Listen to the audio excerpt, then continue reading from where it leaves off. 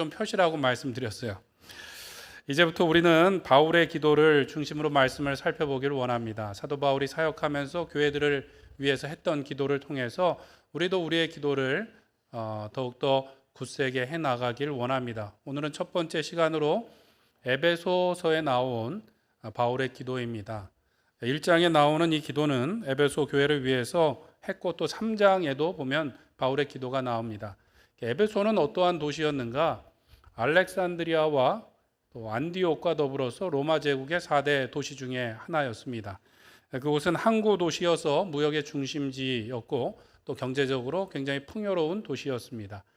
또 우리가 두란노 서원이라고 하는 건물이 있는데 셀시우스 도서관이라고 우리 사진을 보시면 아마 TV에서 많이 보셨을 텐데 수많은 장서가 비치되어 있었던 학문의 중심지이기도 합니다. 그리고 고대 세계의 7대 불가 사이의라고 불렸던 아데미 여신의 신전이 있었어요. 물론 지금은 저렇게 웅장하진 않고 기둥들만 남아 있지만 당시에는 매우 큰 신전이었습니다. 종교의 중심지였던 것이죠. 나중에 로마 왕자 하드리아누스와 도미티아누스가 또 자신들의 신전을 건축하면서 황제 숭배로 이어지게 됩니다. 이렇게 에베소는 교통과 학문과 종교의 중심지였기 때문에 선교적으로도 매우 중요한 위치에 있었어요. 그래서 사도 바울이 2차 전도 여행 때 그곳에 복음을 전했고 3차 전도 여행 때는 2년 반에서 3년 가까이 그곳에 머물면서 사역을 하게 됩니다. 사도 바울 이후에는 누가 사역을 했는가? 브리스길라와 아굴라 부부가 아볼로를 가르치면서 함께 사역을 했고 그 뒤에는 디모데가 와서 교회를 섬기게 되었습니다. 쟁쟁한 교회 지도자들이 섬겼고 전승에 따르면 그 뒤에 사도 요한이 예수님의 어머니 마리아를 모시고 그 교회를 섬겼다고 이야기합니다. 바울이 오래 머물며 공을 들인 만큼 교회도 부흥하고 또한 사회적인 영향력을 끼치게 되었어요. 사도행전 19장에 보면 바울이 선교할 당시에 성령의 놀라운 능력이 드러났는데 바울의 손수건이나 앞치마만 갖다 대면 악귀가 쫓겨가고 병자가 낫는 역사가 일어났습니다. 그곳에는 많은 마술사들도 있었고 우상 숭배자들이 있었는데 그것을 보고 놀라워했어요. 그래서 어떤 마술사들이 그것을 흉내내기도 했습니다. 비슷하게 흉내가 나지더라는 거예요. 그래서 유대인 출신이었던 스게와의 아들 7 아들들이 그것을 흉내내다가 오히려 어떻게 됐을까요? 악귀에게 봉변을 당하는 일이 있게 되었습니다. 그런데 그것을 보고 많은 마술사들이 더 놀라게 되었어요. 두려워하게 되고 예수님을 믿게 되었죠. 그래서 자신들의 마술책을 다 모아서 함께 불살라 버리게 되는 일이 사도행전 19장에 나와요. 그 당시에 모아서 불태웠던 마술책의 가격이 은 5만이었다라고 말합니다. 은 5만이 어느 정도의 가치인가 하면 은 하나가 성인 남성의 하루치 품삯이었다고 합니다. 그러면 10만 원으로 계산하면 한 50억 되는 거예요. 별로 놀라질 않으시네요. 50억 이렇게 한 자리에서 그냥 태워 없앴는데 사실 그 당시는 오늘날처럼 이렇게 종이나 책이 흔한 때가 아니었어요. 책이 비쌀 뿐만 아니라 구하기가 어려운 보물과 같은 것이었는데 그것을 태워서 드렸다는 것이죠. 교회도 부흥하고 우상 숭배가 점점 줄어들었어요. 그런데 문제가 또 생겼습니다. 무엇인가 하면 그 아데미 신전을 중심으로 우상 숭배와 그것에 관련된 어떤 산업이 발달한 도시였는데 우상 숭배가 줄어들다 보니까 밥줄이 끊기는 사람들이 생겼어요. 누군가 하니까 은장색, 은으로 우상의 모양이나 뭔가 기념품을 만들던 사람들의 수입이 줄어들게 된 것이죠. 그래서 은장색 데메드리오가 관련 업자들을 전부 선동해 갖고 바울의 일행을 위협했던 소동이 벌어지기도 합니다. 어찌되었든 영적인 부흥이 일어나고 사회적인 변화가 생기고 교회가 든든히 세워졌어요. 때문에 우리가 읽은 말씀에 보면 바울이 계속해서 감사한다라고 이야기해요. 너희들의 믿음을 들었고 성도들을 향한 사랑을 내가 듣고 감사하기를 그치지 않는다라고 이야기를 합니다. 감사하는데 1장에 보니까 또 무엇도 한다고 이야기하는가 하면 기도한다라고 말하고 있어요. 무엇을 기도하는가?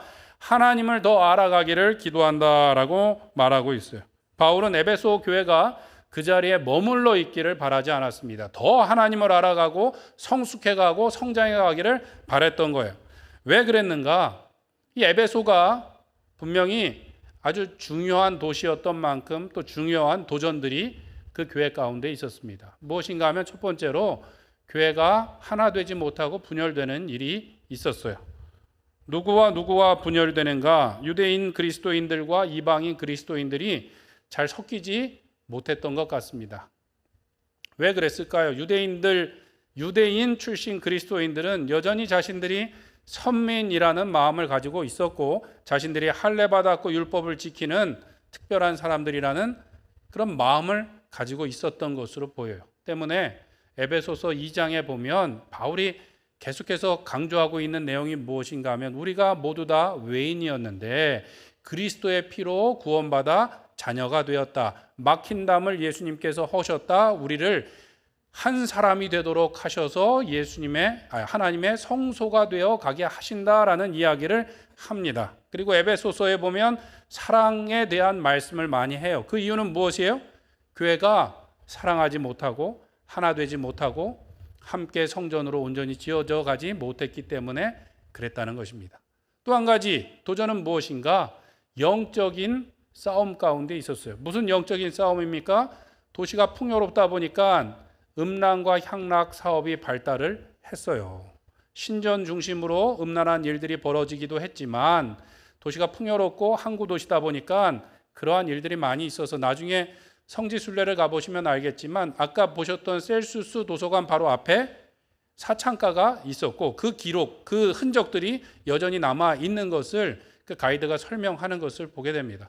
뿐만 아니라 아까 말씀드린 것처럼 당시 최대 규모의 아데미 여신의 신전이 그곳에 있었고 이후에는 로마 황제들의 신전이 건립되면서 우상 숭배에 앞서고 있었다라는 것이죠. 그러니까 교회가 그곳에서 부흥했지만 여전히 안팎의 도전들 가운데 어려움을 겪을 수 있기 때문에 사도 바울은 거기서 머물지 말고 여전히 하나님을 알아가며 자라가며 또 더욱더 믿음 위에 굳게 서라고 이야기하고 있는 것입니다. 이러한 모습이 오늘날 한국교회와도 비슷하다고 할 수 있겠습니다. 하나님께서 한국교회를 복을 주셨어요. 세계 어느 나라에도 없는 경제적인 부흥을 우리에게 허락하셨습니다. 우리는 그냥 저절로 잘 살게 된 것 같지만 2차 세계대전 이후에 최빈국 중에 하나였습니다. 그런데 이제는 다른 나라를 원조하는 유일한 나라가 되었어요. 세계 가운데 이런 나라가 없어요. 누가 은혜를 주신 것입니까? 하나님께서 은혜를 주셨어요. 많은 나라들이 선교사님을 통하여 복음을 들었지만 한국교회처럼 이렇게 부흥한 교회가 세계에 없어요. 미국 다음으로 선교사님을 많이 파송하는 나라이지만 인구수 대비, 나라의 크기 대비 하면 누가 1등일까요? 대한민국의 교회가 1등인 거예요. 그러나 이렇게 급격한 발전과 부흥에도 불구하고 후유증이 있을 수 있는 것이죠. 여전히 하나 되지 못하는 모습들이 있어요. 너무 갑자기 부흥하고 잘 살게 되다 보니까 동과 서, 남과 북, 세대 간에 남녀 간에 이런 갈등 가운데 어려움을 겪게 됩니다. 그리고 한국 사회가 빨리 발전하다 보니까 교회도 부흥하기도 했지만 많이 바뀌기도 해요.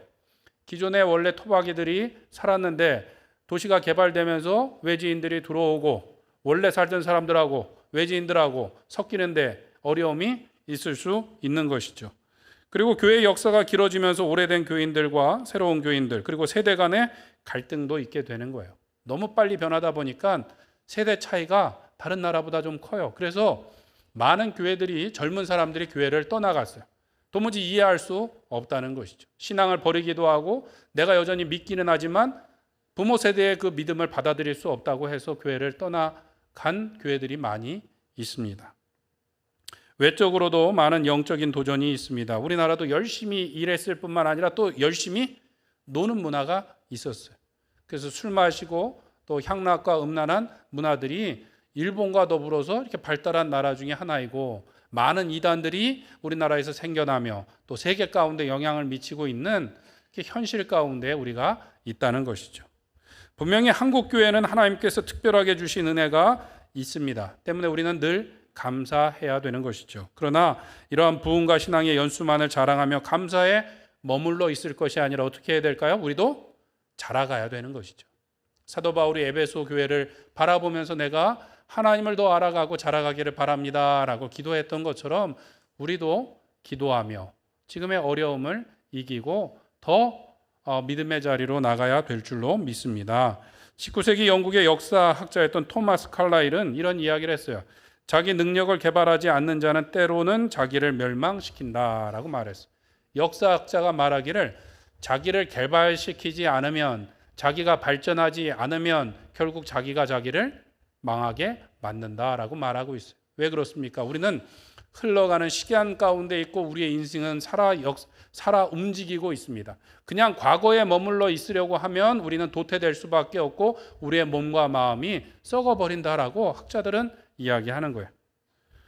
출신으로나 배움으로나 복음을 위한 열심에 있어서 누구에게도 뒤지지 않던 사도 바울은 그의 말년에도 어떻게 이야기하고 있는가? 빌립보서 3장 12절 말씀 우리 한번 읽어보겠습니다. 시작. 내가 이미 얻었다 함도 아니요 온전히 이루었다 함도 아니라 오직 내가 그리스도 예수께 잡힌 바 된 그것을 잡으려고 달려가노라. 아멘. 사도 바울은 누구보다도 열심히 살아왔습니다. 그런데 이미 얻었다 함도 아니요 온전히 이루었다 함도 아니고 여전히 달려간다고 말하고 있어요. 사도 바울은 고린도전서에서 선줄로 생각한 자는 어떻게 할까 조심하라? 넘어질까 조심하라. 사도 바울은 죽는 순간까지 자기가 끝까지 달려간다고, 표대를 향하여 달려간다고 이야기했습니다. 그런데 때로 우리는 신앙의 연수가 길다고, 나이가 이제는 너무 많다고, 또는 이제는 직분을 받았다고 모든 것을 다 끝낸 사람처럼 행동할 때가 있어요. 우리의 성화는 언제 끝이 날까요?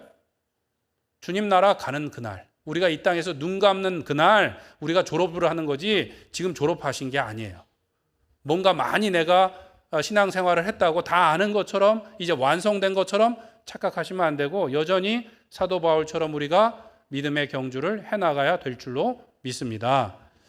저희가 제자 훈련을 하는데 많은 분들이 나이 든 사람도 가도 됩니까? 라고 물으셨어요. 제가 누구든지 오라고 말씀하셨지만 찾아오신 분은 딱 한 분이셨어요. 70이 넘은 권사님 지금 함께 하시는데 우리 권사님이 제자 훈련을 처음 하실까요? 아니면 이전에도 하셨을까요? 이전에도 하셨던 분이 또 오셔서 함께 하셔요. 60을 바라보는 우리 집사님들과 함께 또 30대, 40대 우리 집사님들과 함께 배우며 달려가고 있다는 것이죠. 멈추는 것이 아니라 주님께서 우리를 부르신 그날까지 우리가 달려나가야 될 줄로 믿습니다. 어떻게 하나님을 계속 알아가고 자라갈 것인가? 오늘 본문에 보니까 첫 번째로 하나님의 영광의 풍성함을 알도록 기도해야 된다라고 말씀하고 있습니다. 우리 17절, 18절을 한번 같이 읽겠습니다. 시작. 우리 주 예수 그리스도의 하나님, 영광의 아버지께서 지혜와 계시의 영을 너희에게 주사 하나님을 알게 하시고 너희 마음의 눈을 밝히사 그의 부르심의 소망이 무엇이며 성도 안에서 그 기업의 영광의 풍성함이 무엇이며 그 기업의 영광의 풍성함이 무엇인지를 알게 하시기를 기도한다라고 말하고 있어요.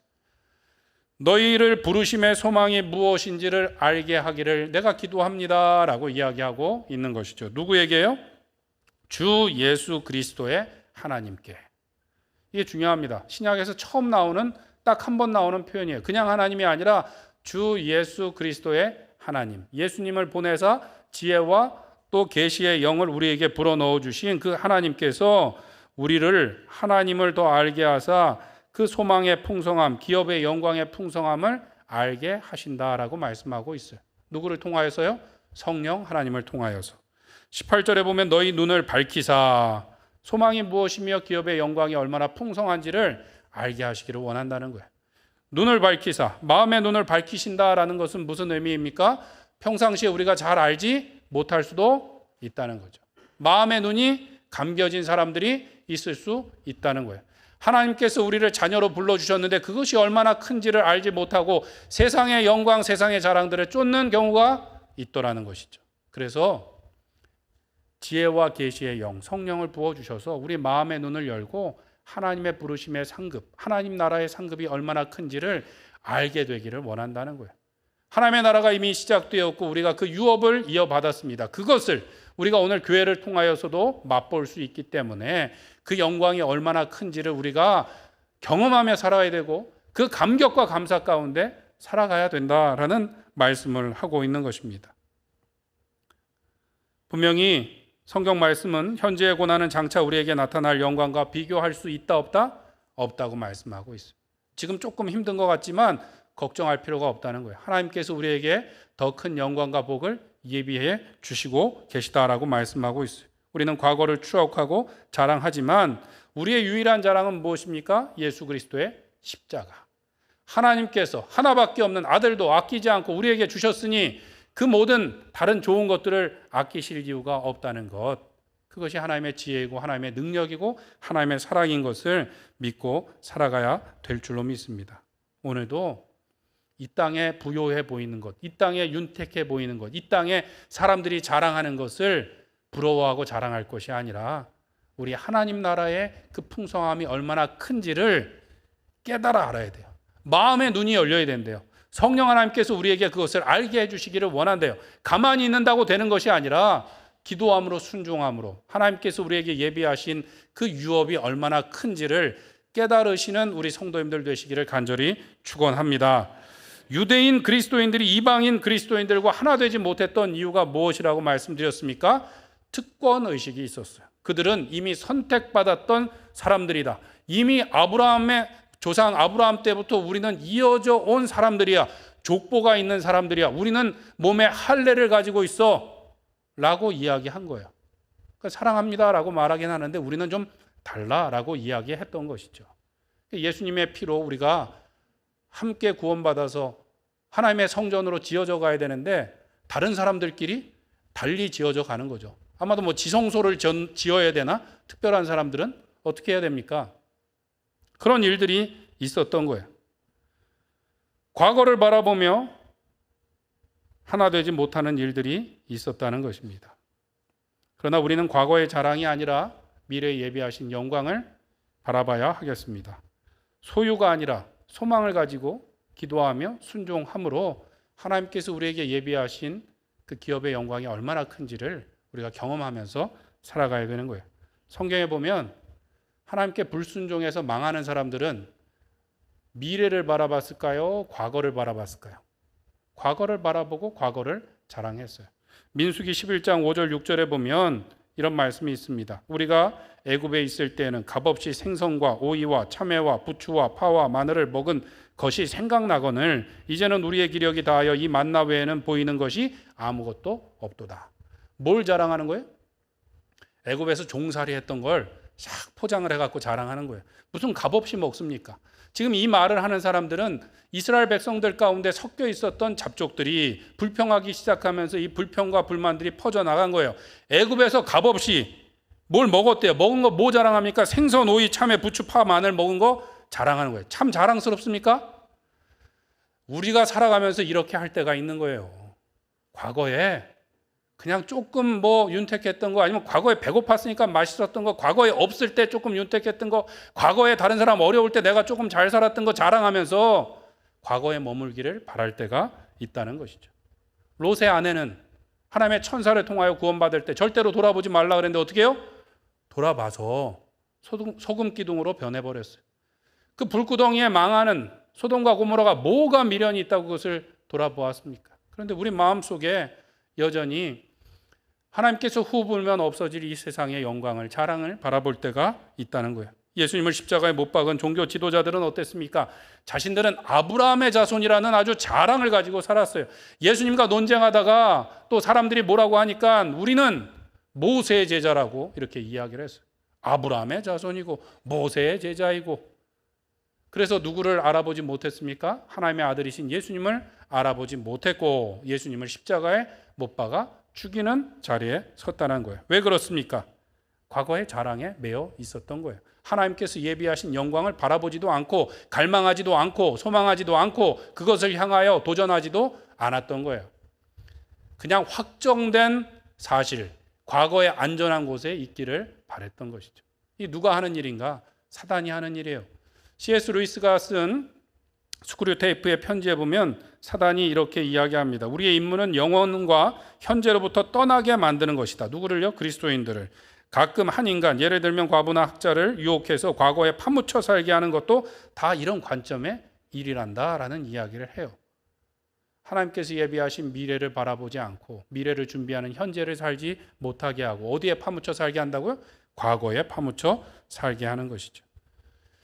영원한 세계를 바라본다는 것은 세상 떠날 것을 바라면서 염세적으로 사는 것을 의미하지 않습니다. 하나님 나라를 바라면 오늘의 우리 앞에 있는 어려움들을 두려워하지 않고 믿음 가운데 살 수 있는 거예요. 때문에 C.S. 루이스는 이런 얘기를 했습니다. 천국을 향하면 세상을 덤으로 얻을 것이다. 그러나 세상을 향하면 둘 다 잃을 것이다. 천국을 바라는 사람은 두려움 없는 믿음으로 천국과 이 땅 가운데 하나님의 복을 누릴 거예요. 그런데 이 세상을 바라보면 이 세상도 천국도 잃어버리게 된다는 것이죠. 교회에서도 옛날 이야기를 많이 합니다. 왜 그럴까요? 새로울 것이 없으면 옛날 이야기를 많이 하는 거예요. 우리 어른들께서 가끔 했던 얘기 또 하고 또 했던 얘기 또 하고 그러실 때가 있어요. 왜 그러십니까? 이제는 새로울 것이 좀 없으니까 그렇죠. 근데 교회도 그럴 때가 있어요. 했던 얘기 또 하고 옛날 얘기 또 해요. 왜요? 확정된 과거는 안전하게 나를 지탱해주고 다른 사람이 확인할 수 없으니까 내가 얘기한 게 사실처럼 보여지니까 나를 좀 드러낼 수 있어 보이기 때문에 그런 것이죠. 내가 생각하는 옛날의 화려한 때를 자랑합니다.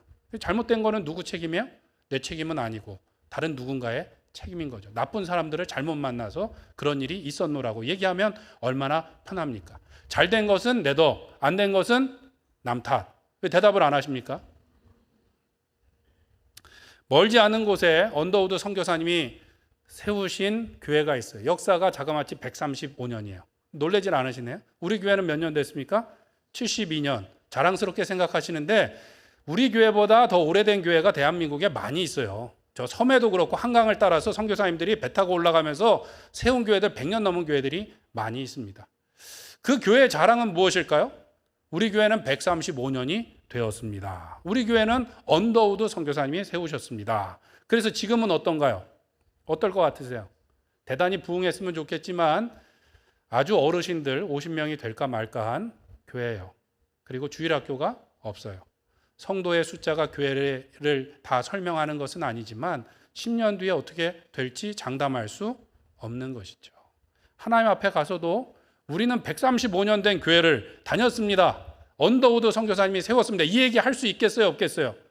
없죠. 열매 맺고 잘하고 하나님께 영광 돌리는 일들을 많이 한 것을 주님 앞에 얘기해야지 과거의 일들 내가 하지도 않았던 것들 얘기해갖고 어떻게 되겠습니까? 왜 교회가 그렇게 됐을까요? 다 알 수 없지만 제 생각에는 과거에 붙들려 있어서 그래요. 누가 새로운 사람이 오든지 무슨 얘기를 했을까요? 우리 교회는 135년이 됐습니다. 우리 교회는 누가 세웠어요? 언더우드가 세웠습니다. 하나님께서 하실 일들에 대해서 얘기하는 것이 아니라 과거의 일들에 대해서 이야기하면서 자랑하다 보니 새로운 성도들이 와서 적응할 만하면 옛날 얘기하는 거예요.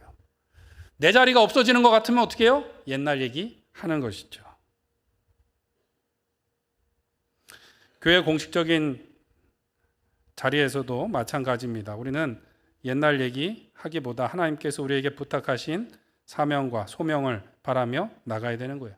오래된 교회들이 대부분 비슷해요. 옛날 얘기를 많이 하게 되고 무엇을 자랑하는가? 친분을 자랑해요. 친분을.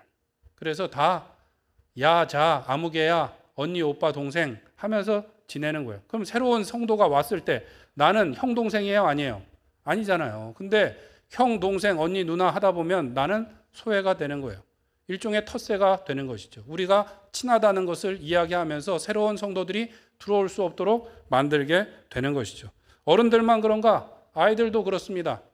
청년부 수련회 갔는데 한 학생이 청년부 같은 조와 식사를 하는데 갑자기 식사를 제공하시던 권사님께 이모 밥 좀 더 주세요 이렇게 얘기해요. 어디 식당에 왔어요? 왜 권사님께 이모예요?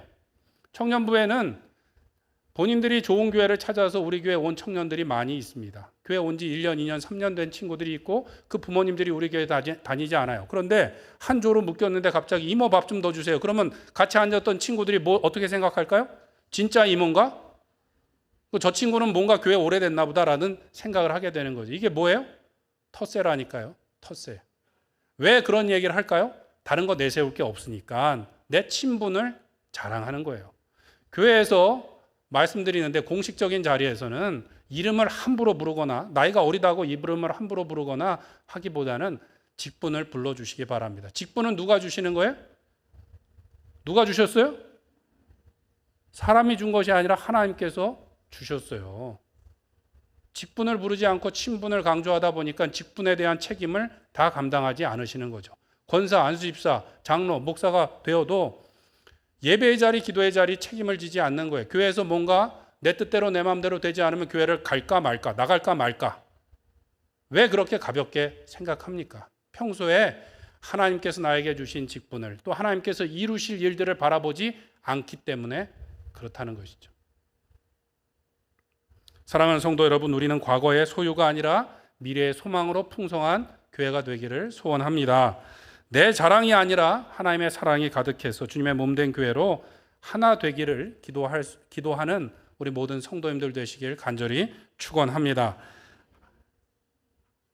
내 친분을 자랑하는 것이 아니라 하나님을 알아가기에 힘쓰며 하나님께서 예비하신 풍성한 은혜가 얼마나 큰지를 날마다 경험하고 그것을 자랑함으로 굳건한 믿음과 넉넉한 사랑으로 주님의 일을 굳세게 감당할 수 있는 우리 모든 로뎀교회 성도님들 되시길 간절히 축원드립니다. 두 번째로 하나님의 능력의 풍성함을 알도록 기도해야 되겠습니다. 우리 19절을 같이 읽겠습니다. 시작.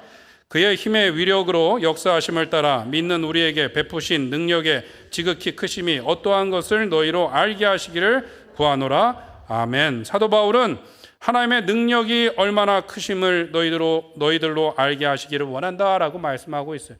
그 능력이 예수 그리스도를 죽은 자 가운데서 살리셨고 하나님의 우편에 앉히셨고 모든 통치와 권세와 능력과 주권으로 이 세상뿐만 아니라 장차 올 세상 가운데서도 가장 높여주셨다. 그리고 그 하나님께서 다 통치하신다. 그 예수님을 무엇으로 삼으셨는가? 교회의 머리로 삼으셔서 교회를 통하여 이 땅을 충만케 하신다라고 말씀하고 있어요. 죄와 사망으로 결핍 가운데 있는 이 땅을 누가 충만케 하신다고요? 예수님께서.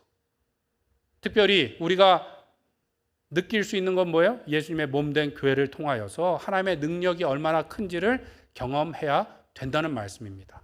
예수님을 알아감으로 하나님이 얼마나 능력이 많으신지를 알아가야 되고 우리의 실제 생활에서는 교회를 통하여 하나님이 얼마나 큰지를 알아가야 되는 것이죠. 교회는 예수님의 몸이에요. 우리가 생각하기에 교회가 사람들 모여서 지지고 볶고 싸우고 갈등하고 여러 가지 말들이 많고 복잡하고 그래서 안 되면 옮기고 뭐 하는 것 같지만 교회는 사람이 만든 게 아니고 하나님께서 세우신 그리스도의 몸인 줄 믿습니다.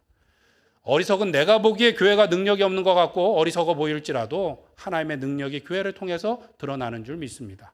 교회에서 상처받았다고 더 이상 교회에 들어가지 않겠다고 그냥 뒤쪽에 앉아서 예배만 드리시거나 혼자 인터넷으로 예배 드려갖고 신앙생활 할 수는 있을까요? 없을까요? 있겠죠.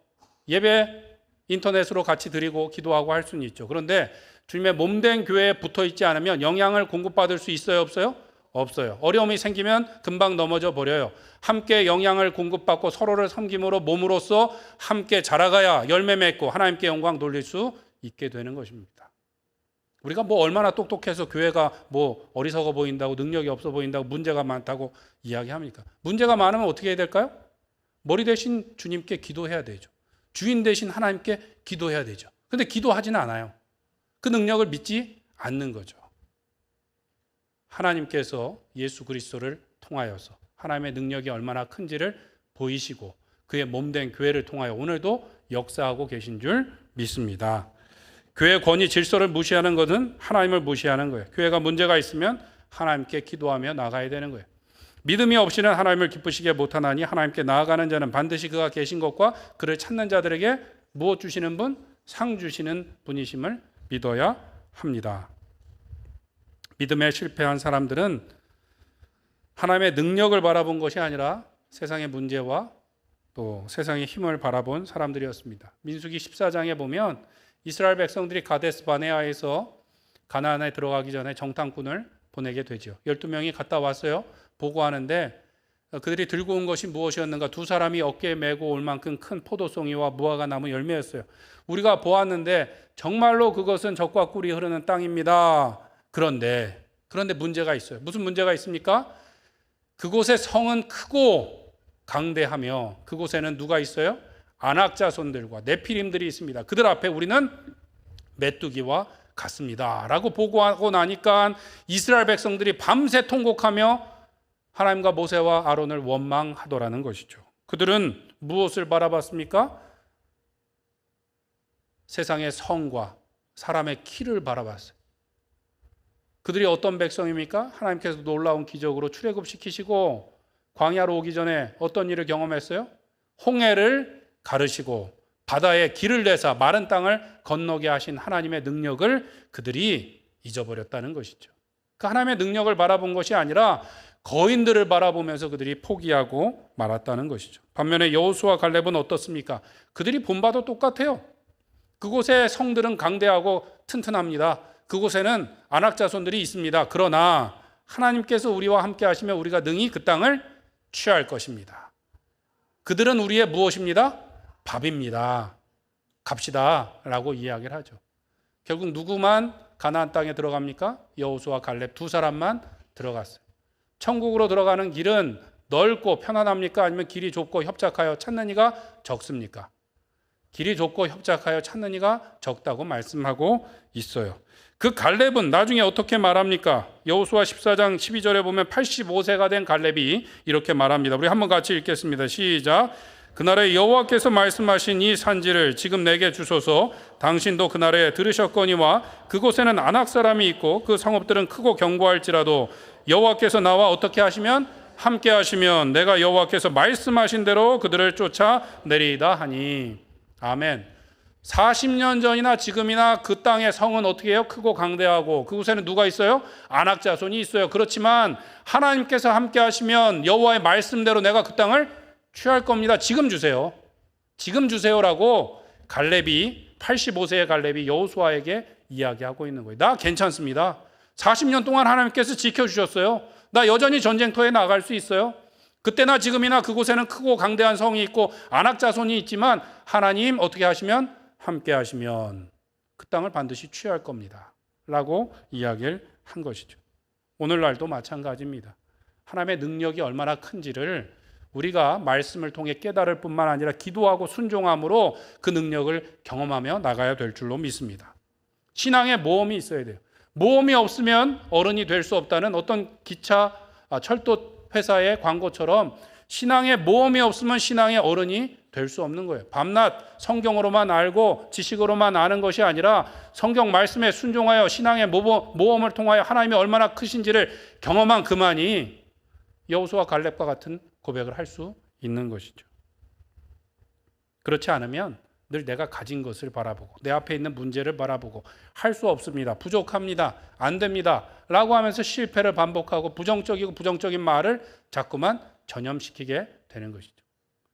5만 번 기도 응답을 받았다고 하는 조지 뮬러 목사님은 우리에게 단 한 가지 빈곤, 단 한 가지 부족이 있대요. 그것이 무엇입니까?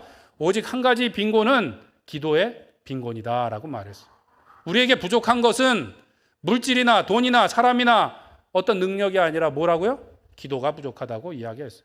조지 뮬러 목사님이 고아원을 만든 이유가 무엇인가 하면 당시에 영국 사람과 모든 사람들이 하나님께서 우리의 아버지 되시고 하나님께서 우리에게 책임져 주신다는 것을 보여주기 위해서 고아원을 만들고 사람들에게 절대 손 내밀지 않고 하나님께만 기도했다는 거예요. 하나님께서도 한 번도 몇천 명의 고아들을 굶기지 않으셨다는 것을 확실히 보여주기 위해서 고아원을 만들었다고 그의 책에 기록하고 있어요. 우리에게 부족한 것은 딱 한 가지 기도입니다. 우리는 쉽게 목사님 저도 기도했는데요 라고 말하는 분들이 있어요. 중직자인데도 예배의 자리, 기도의 자리에 나오지 않고 어쩌다 문제가 생겨갖고 할 수 없을 때 교회 모여서 잠깐 이야기하다 기도한 걸 갖고 기도했다고 말하지 마세요. 대한민국 교회가 그렇게 여기까지 왔을까요? 아니요. 우리 신앙의 선배들이 밤낮으로 기도하고 철야하고 새벽에 기도하고 기도원에 가서 기도하고 산에 가서 기도하고 해서 여기까지 온 거지 어쩌다 내 기분에 따라서 기도하고 여기까지 온 것이 아니라는 것을 기억해야 됩니다. 우리의 신앙의 선배들이 물려준 신앙의 유산을 가지고 내가 잘한 것처럼 내게 능력이 있는 것처럼 착각하기보다 하나님의 능력이 얼마나 큰지를 오늘도 경험할 수 있는 우리 로뎀교회 성도님들 되시길 간절히 축원합니다. 하나님을 경험하는 삶이라는 책에 보면 오직 하나님께 순종하여 경험한 하나님만 우리가 알게 되는 거라는 거예요. 책으로 알아서 믿는 것이 아니라 하나님의 말씀에 순종함으로 하나님의 크심이 얼마나 놀라운지 우리가 경험하여 알게 되는 것이죠. 때문에 우리의 가정도 우리의 목장도 기도함으로 하나님이 얼마나 크고 놀라우신 분인지를 알아야 우리가 주님의 몸된 교회로 든든히 세워져 갈 수 있는 줄 믿습니다. 고린도후서 1장 11절에 보면 사도 바울이 이렇게 요청합니다. 너희도 우리를 위하여 간구함으로 도우라. 이는 우리가 많은 사람의 기도로 얻은 은사로 말미암아 많은 사람이 우리를 위하여 감사하게 하려 함이라. 사도 바울은 영적인 권위도 있고 능력도 있고 체험도 있고 누구보다도 앞서갔어요. 고린도 교회는 어떤 교회입니까? 말할 수 없는 문제들이 있었던 교회예요. 사도 바울을 부정할 뿐만 아니라 세상에도 없는 간음의 문제, 부끄러운 문제들이 가득한 교회였는데 바울이 누구에게 기도를 부탁해요? 그 고린도 교회에게 기도를 부탁해요. 많은 기도가 많은 은사를 우리에게 주시고 그 은사를 통하여 또 어떻게 해요? 많은 사람들이 감사하도록 하나님께서 역사하실 것이다 라는 것이죠. 바라기는 우리 목장이 모일 때마다 기도 제목을 내놓고 기도함으로 간증과 감사와 찬송이 넘치기를 소원합니다. 하나님께서 우리에게 예비하신 유산이 얼마나 큰지, 영광이 얼마나 큰지, 하나님의 능력이 얼마나 큰지를 함께 기도함으로 경험하고 그 하나님을 전하는 우리 모든 로뎀교회 성도님들 되시길 간절히 축원드립니다. 우리 같이 기도하실 때 함께 말씀을 나눈 것처럼 하나님의 기업의 영광이 얼마나 큰지를 오늘도 우리의 마음의 눈을 열어 깨닫게 하여 주시옵고 그것을 경험하게 하여 주시옵소서. 또 하나님께서 우리를 돌보시는 그 하나님의 능력이 얼마나 큰지를 오늘도 순종함으로 경험하게 하여 주시옵고 우리의 가정에서 목장에서 함께 경험함으로 하나님께 영광 돌리게 하여 주시옵소서. 우리 주여 한번 부르짖고 기도하겠습니다. 주여, 사랑이 많으신 하나님 아버지,